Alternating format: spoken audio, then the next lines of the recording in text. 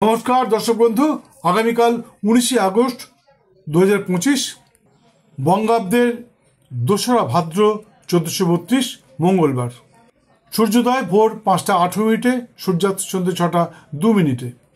তিথি কৃষ্ণা একাদশী, থাকবে বিকেল 4:06 পর্যন্ত, তারপর শুরু হবে কৃষ্ণা দ্বাদশী। আগামীকাল যে সমস্ত শিশু সন্তানের যাদের জন্ম হবে তাদের হবে মিথুন রাশি, শূদ্রবর্ণ। আদ্রা নক্ষত্র, নরগণ, সারেমেয় জনি এবং বিংশোত্তরীর মধ্যে তাদের জন্ম হবে রাহুর মহাদশায়। কিন্তু রাত্রি 1:08 পর যাদের জন্ম হবে তাদের হবে মিথুন রাশি, শূদ্রবর্ণ, কিন্তু তাদের হবে পুনর্বসু নক্ষত্র, দেবগণ, মার্জার্জনী এবং বিংশোত্তরীর মতে তাদের জন্ম হবে বৃহস্পতির মহাদশায়।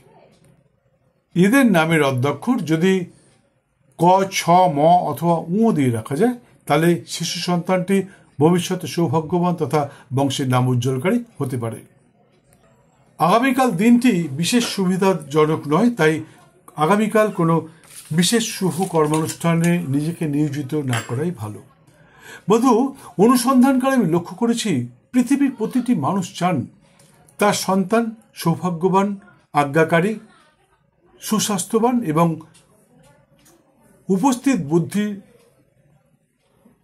উপস্থিত বুদ্ধিমত্তার পরিচয় দিয়ে সর্বক্ষেত্রে সফল হয়ে বংশের নাম উজ্জ্বলকারী হোক। কিন্তু বেশিরভাগ ক্ষেত্রে দেখা গেছে মানুষের সেই আশা অপূর্ণই থেকে গেছে। তার প্রধান কারণ হচ্ছে মানুষের ভ্রূণের জন্ম। হ্যাঁ বন্ধু, আমরা সাধারণ মানুষ কি করি, বর্তমানে একটা নতুন নিয়ম বেরিয়েছে, সেটা হচ্ছে প্ল্যানিং সিজার। এই প্ল্যানিং সিজারের অর্থ হচ্ছে আগের থেকে আমরা ডাক্তারকে বলে রাখি, ডাক্তারবাবু অমুক সময় আমার সন্তানের জন্ম দেবেন। কোনো জ্যোতিষশাস্ত্রজ্ঞকে জিজ্ঞেস করলাম শুভ সময়টা বলুন, তিনি বলে দেন এবং বলে দেওয়ার পর আমরা কি করি, ওই সময়টাতে বাচ্চাকে মাতৃগর্ভ থেকে প্রসব করাবার চেষ্টা করি, ডাক্তারকে বলে দিই, ডাক্তার তাই সেই অনুযায়ী কাজ করে থাকেন।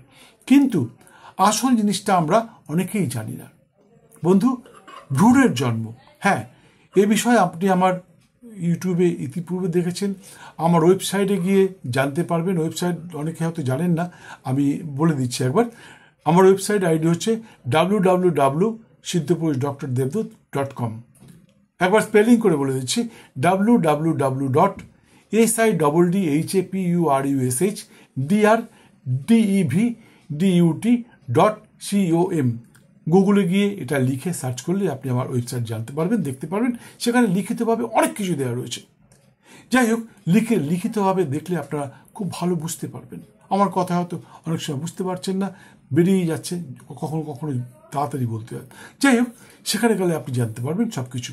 তবে আরেকবার বলে দিচ্ছি, যে কোনো মানুষের ভাগ্যের জন্য তার বাবা মা দায়ী। হ্যাঁ, আপনিও দায়ী হবেন আপনার সন্তানের ভাগ্যের জন্য। কিভাবে? আপনি যদি সঠিক সময় কোনো জ্যোতিষশাস্ত্রজ্ঞের দ্বারা বিচার করিয়ে আপনার নিজের এবং ওয়াইফের বা স্বামী স্ত্রী উভয়ের জন্মের সময় তারিখ নিয়ে কোনো বিদগ্ধ জ্যোতিষশাস্ত্রজ্ঞের দ্বারা যদি আপনি বিচার করিয়ে নির্দিষ্ট দিনক্ষণ নির্ধারণ করেন এবং সেই সময় মিলিত হয়ে আপনার সন্তানের ভ্রূণটির জন্ম দেন এবং তারপর সিজার করিয়ে আপনার ইচ্ছা মতন সময় কোনো জ্যোতিষশাস্ত্রজ্ঞের মতামত নিয়ে ডাক্তারকে দিয়ে মাতৃগর্ভ থেকে আপনার সন্তানকে প্রসব করালে আশা করি ভবিষ্যতে সেই সন্তানটি আজ্ঞাকারী, আপনার মনের মতন সুস্থ এবং বুদ্ধিমত্তার পরিচয় দিয়ে সর্বক্ষেত্রে সফল হয়ে বংশের নাম উজ্জ্বলকারী হবে। তাই যদি জানবার ইচ্ছা হয় তাহলে স্ক্রিনে দেওয়া নাম্বার একটি ফোন করতে পারেন, অথবা আপনার নিকটস্থ কোনো জ্যোতিষশাস্ত্রজ্ঞের দ্বারা আপনি এটা জেনে নিতে পারেন। তবে মাথায় রাখবেন, হাত, পা, মুখ, নাম, ফল, ফুল, কার্ড ইত্যাদির দ্বারা জ্যোতিষ বিচার হয় না। যাই হোক, সুস্থ থাকুন, ভালো থাকুন, দিনটা আপনাদের খুব ভালো যাক। জয় মা।